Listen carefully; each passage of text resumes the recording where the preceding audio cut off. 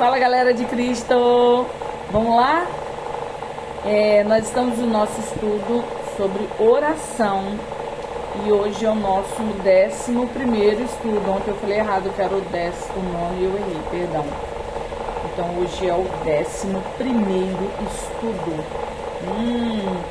E hoje eu vou trazer uma pergunta muito interessante para você. Por que a gente não tem as nossas orações respondidas muitas vezes, Lu? Por que a gente ora e não tem resposta? Você já orou por alguma coisa que não teve resposta? Deixa aí nos comentários que eu quero saber. Eu já. Tem muita coisa que eu já orei e parece que Deus não está ouvindo, ou Ele não está nem aí. A impressão que a gente tem. Mas vamos ver na palavra qual é a resposta certa? Vamos lá. Olha só.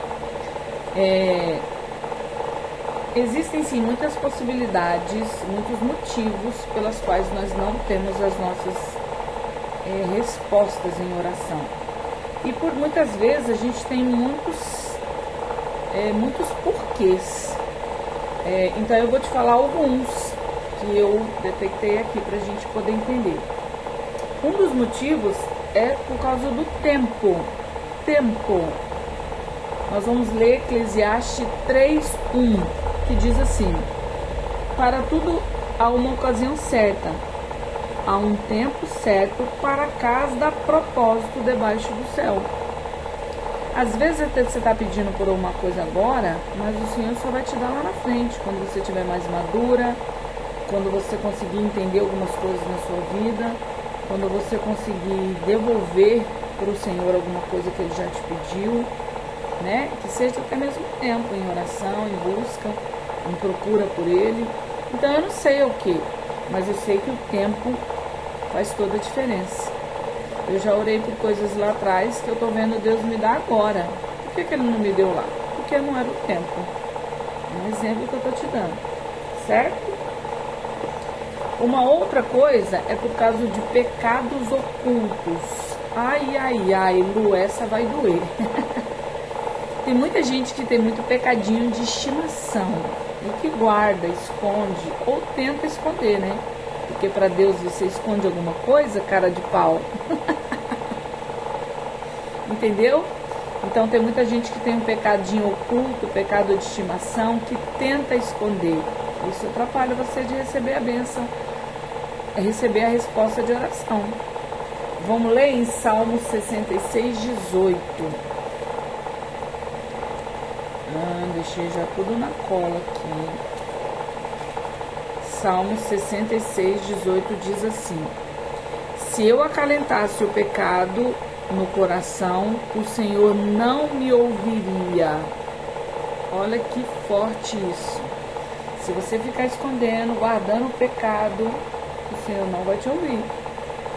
É como se Deus, a Bíblia diz que Deus não compactua com o pecado. Então tudo aquilo que você está fazendo que vai contra a palavra, é como se Deus estivesse fazendo assim. É com você. E aí dá ruim, porque se a gente ficar sozinho, a gente se ferra literalmente. Então tem um pecado oculto, tem um pecado que você acha que você não consegue se livrar dele, coloca diante do Senhor, pede ao Espírito Santo e Ele vai te ajudar. Não guarda o pecado, não esconde. E aí o Senhor vai te responder. Certo?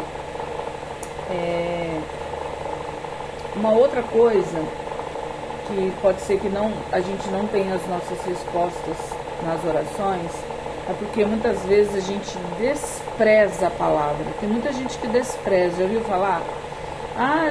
Você está lendo Bíblia? Para que Bíblia? Bíblia é um livro velho, um papel aceita tudo. Já viu muita gente falar isso? Então assim, despreza muitas vezes os mandamentos, despreza a ordem, a ordenança que está escrita na palavra. Então, despreza a palavra e depois quer oração respondida?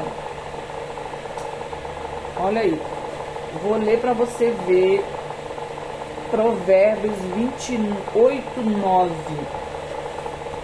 Provérbios 28:9 diz assim, ó: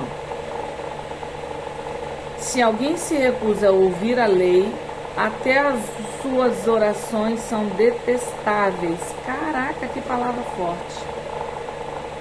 Eu já vi muita gente que não quer ir para a igreja porque acha que o pastor é ladrão, não quer ou ler a palavra porque acha que a palavra não tem nada a ver, é um livro velho, não quer se submeter, obedecer a palavra e depois quer a oração respondida. Cara, não tem lógica. Já vi gente que trai o marido, tem amante, e aí o filho fica enfermo e quer orar e pedir a Deus. Se você não obedece a palavra, como é que você quer a resposta em oração? Não tem como. Eu sei que essa é uma palavra dura, mas a gente precisa ouvir, a gente precisa falar, a gente precisa entender. Muitas pessoas desprezam a palavra. Se alguém se recusa a ouvir a lei, qual é a lei? A lei é a palavra. Até as suas orações são detestáveis. Detestáveis, isso é muito forte. Uma outra coisa que nossas orações não são respondidas é a inconstância. Já viu gente que uma hora está na igreja, outra hora está lá no carnaval. Uma hora está na igreja, outra hora está no mundo. Uma hora está na igreja, uma hora está fazendo um monte de coisa errada. Não tem constância. E aí a sua oração não é respondida. Vamos ler essa inconstância? Tiago 1, 6 e 7. Tiago 1, 6 e 7 diz assim: peça, porém com fé, sem duvidar, pois aquele que duvida é semelhante à onda do mar, levada e agitada pelo vento. 7. Não pense que tal pessoa receberá coisa alguma do Senhor. Caraca, olha aí. Tem gente também que às vezes não se posiciona com o Senhor, foi o que eu citei, mas tem gente que não acredita no que está orando. Ah, Deus cura de um câncer, por exemplo? Cura. Só que tem gente que fala assim, mas para medicina não tem cura. Então Deus não cura. Deus vai além da medicina, Deus é maior do que a medicina.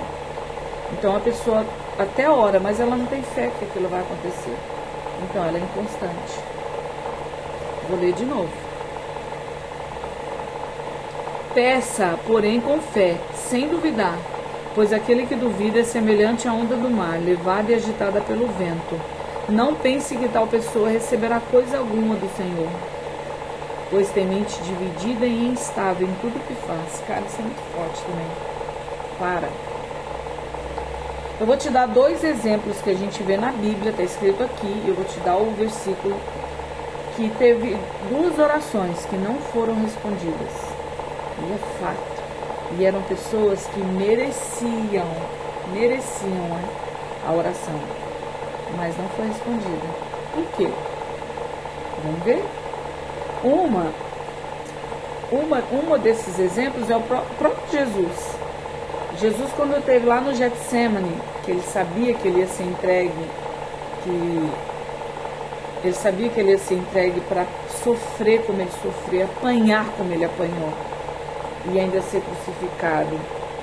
Jesus orou 3 vezes, pedindo ao Pai que, se fosse possível, livrasse daquele momento, mas que fosse feita a vontade dele. Está lá em Mateus 26, 39 ao 44. Depois você lê. Mateus 26, do 39 ao 44. Jesus teve a resposta na oração dele? Não. Jesus foi para a cruz. Mas ele falou aqui, mas que fosse feita a vontade do Pai. Ele sabia o que ele ia passar, mas ele queria ainda mais agradecer ao Pai. Obedecer ao Pai. Entende? Então aqui é um exemplo claríssimo que Deus não respondeu. Outro pedido de oração que foi feita sobre o apóstolo Paulo, que é citado na palavra, sobre o espinho na carne. Tem muitos teólogos que dizem que o espinho na carne do Paulo era uma doença que ele tinha. Tem gente que fala que ele era tipo manco, ele tinha uma deficiência. Tem gente que fala que era um pecado que ele tinha. A gente não sabe o que é. A Bíblia só cita o espinho na carne. E a Bíblia diz que o apóstolo Paulo orou 3 vezes pedindo para que fosse retirado dele aquele mal. Não era uma coisa muito boa. que pode ter sido uma enfermidade física ou algo do tipo, que não é escrito na palavra, mas o seu pedido não foi atendido. Isso está relatado lá em 2 Coríntios 17, do 7 ao 9. Pode ler lá para você conferir. Por que não foi respondido? O apóstolo Paulo foi o apóstolo dos gentios. Ele foi um apóstolo que escreveu quase todo o Novo Testamento. Você acha que ele não merecia essa libertação desse mal que está escrito aqui? Sim ou não? Aos nossos olhos, claro que ele merecia. E por que ele não teve? Boa pergunta. Eu acredito particularmente, isso é minha ideia, não sei se é verdade, mas eu acredito que ele tinha como se fosse uma doença, sim. Podia ser que ele tinha uma alergia muito forte na pele, não era nada que prejudicasse a vida dele de continuar, mas era algo que o incomodava.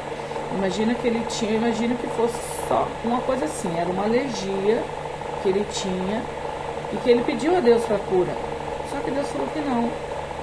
E por quê? Por que Deus não deu? Eu, Luciana, acho que era, como ele era muito usado por Deus, ele escreveu quase todo o Novo Testamento, ele orava, as pessoas, ele orou e as pessoas eram até ressuscitadas. Ele ressuscitou o Eutico.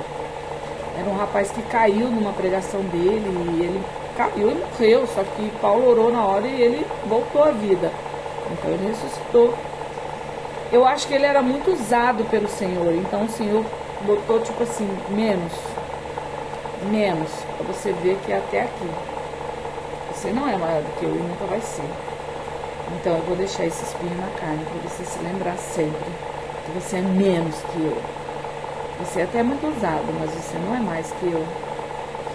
Não sei se é isso, eu acho que é isso, eu acho. Então a gente deve entender sim que nós não somos mais do que o Senhor. E que tem coisas que não vai ser respondido, porque tudo é por Ele, para Ele, por Ele.